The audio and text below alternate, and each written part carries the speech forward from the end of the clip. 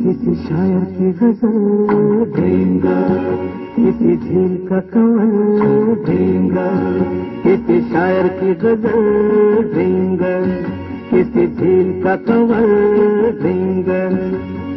कहीं तो मिलेगी, कभी तो मिलेगी, आज नहीं तो कल देंगा। धर्मेंद्र हेमा को देख हकीकत में कुछ ऐसे बोल ही गुनगुनाया करते थे।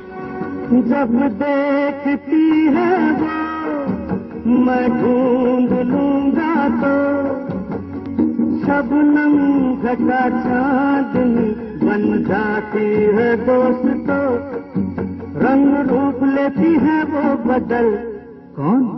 ड्रिंगल ड्रिंगल, किसी शायर की गजल ड्रिंगल, किसी झील का कमल ड्रिंगल। इस वक्त ड्रीम गर्ल की खूबसूरती पर हजारों फिदा थे। Every lunch break, he and the director would just talk about the huge crush they had on Hema Ji. I don't think she knows about it, but every lunch break, oh my God, all we would hear was, you know, Hema Ji, Hema Ji, Hema Ji, Hema Ji. भीड़ में हेमा ने एक शादीशुदा पंजाबी चट को ही क्यों चुना?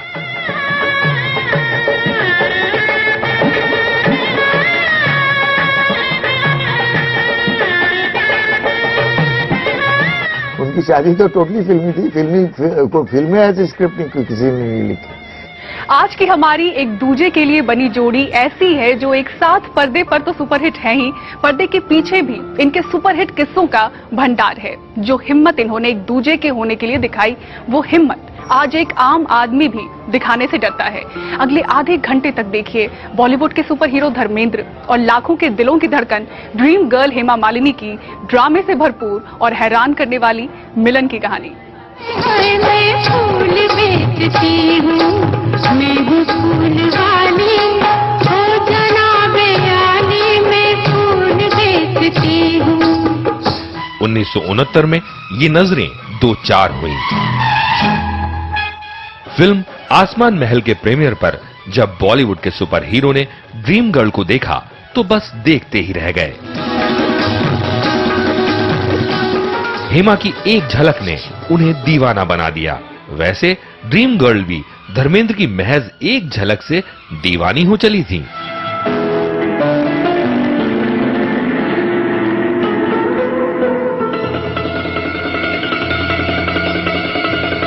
First of all, I met him during some film premiere. So that's the time personally I saw him, the most handsome man. At that time I was not knowing that I'll be signing so many films. So within a week's time, so one after the other, all the films started. First shooting took place was with Dharamji in Tum Haseen Main Jawan. It was a dance number which we did. आपको पहले भी कहीं देखा है, आपको पहले भी कहीं देखा है, ख्वाब में या रूबरू पर देखा है, आओ हिल मिल जाए मौज उड़ा ले जिंदगी में। इस वक्त हेमा इंडस्ट्री में नई थी और धर्मेंद्र बड़े स्टार, जिनकी फिल्म इंडस्ट्री में आने से पहले महज 19 साल की उम्र में प्रकाश कौर से शादी हो चुकी थी। लेकिन हेमा की खूबसूरती ने धर्मेंद्र को मानो क्या था। How sweet, क्या बात करूं, आपकी आंखों को देखकर डल की याद आ जाती है। चश्मे में से पता चल रहा है कि आपकी आंखें कितनी गहरी नीली खूबसूरत। I am romantic, and I was romantic. तो एक रोमांटिक आदमी क्या कुछ कर सकता, डिटेल आप भी जानते। दोस्ती हुई, मुलाकातें बढ़ी। 1969 और 1970 के बीच एक साथ इन्होंने 4 फिल्में साइन की और रुपहले पर्दे पर धर्म हेमा की जोड़ी हिट हो गई।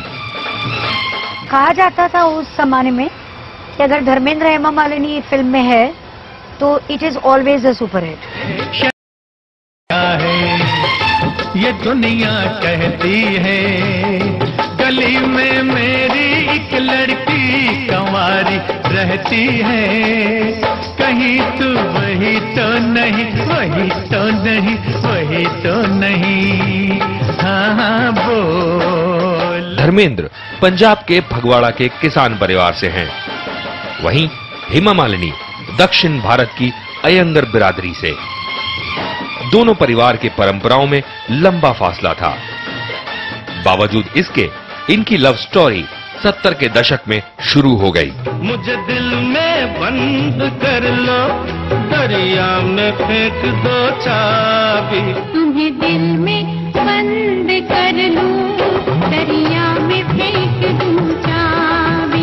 तुम्हें दिल में बंद कर लो, दरिया में चाबी। Our romance was in full swing those days. It was lovely, it was interesting it was so nice to be in love, you know. So we were always looking forward to meet each other. He's busy in some other shooting, I'm busy somewhere. But how we used to find time and come close to, you know. Sita और गीता की shooting के दौरान इनका प्यार परवान चढ़ने लगा।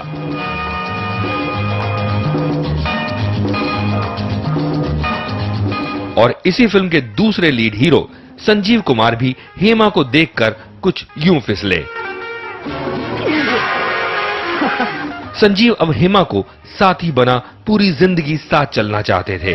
मुझे लेके साथ चल तू, यूं ही दिन रात चल तू, संभल मेरे साथ चल तू, ले हाथों में हाथ चल तू, साथी चल। और अब देरी न करते हुए संजीव ने ये बात अपने परिवार वालों को बता दी।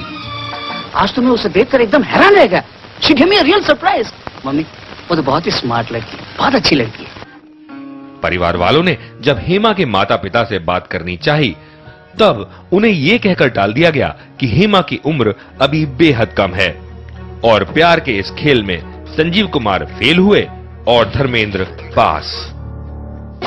अरे जिंदगी है खेल, कोई खिलाड़ी है, कोई अनाड़ी है, कोई खिलाड़ी है, कोई ओ बापू समझे क्या, ओ लाला समझे क्या, खिलाड़ी है कोई, अनाड़ी है कोई। अपनी जीवनी में इस पल को याद करते हुए हेमा मालिनी कहती हैं, मैं धर्म जी को बहुत पसंद करने लगी थी, लेकिन इकरार से डरती थी। मुझे पता था कि इस रिश्ते का कोई भविष्य नहीं है क्योंकि वो शादीशुदा हैं। उसके बावजूद भी हम दोनों एक दूसरे को रोक नहीं पाए। और एक दिन फिल्म के सेट पर ही धर्मेंद्र ने हेमा से चिल्लाकर कह दिया, आई लव यू। हाय, तुमने मुझ पे जादू कर दिया है। I love you. धीरे बोलिए। मैं जोर जोर से चिल्लाऊंगा, I love you, I love you, I love. Hema अचानक प्यार के इस इजहार से हैरान रह गईं।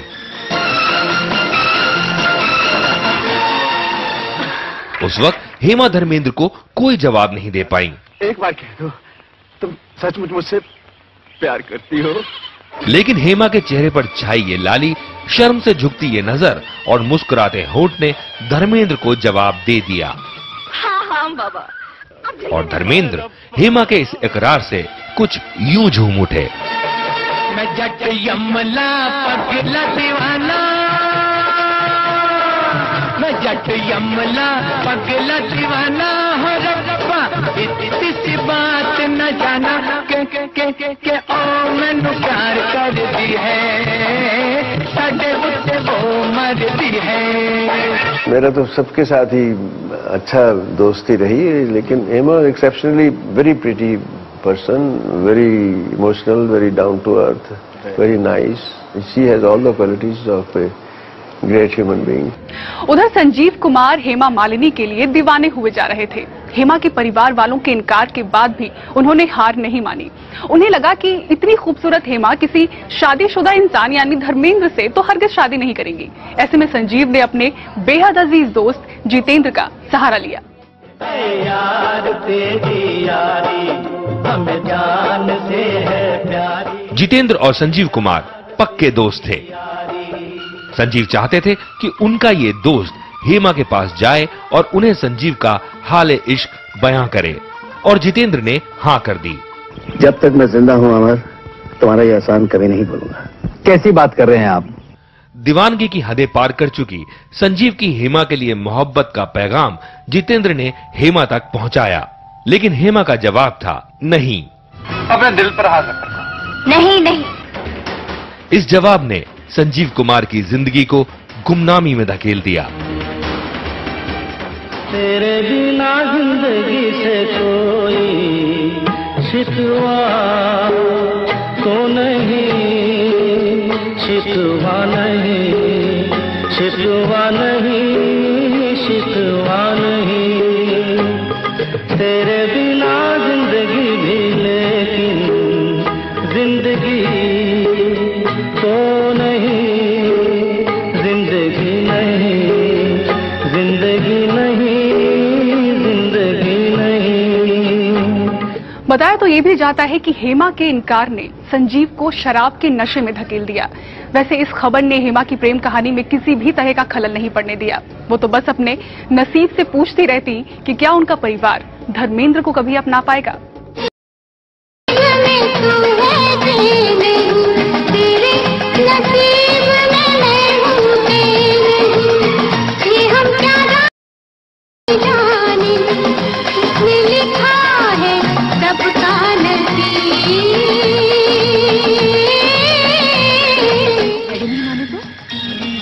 जी उनकी बेटी को मना लिया, डैडी को मनाना क्या मुश्किल है।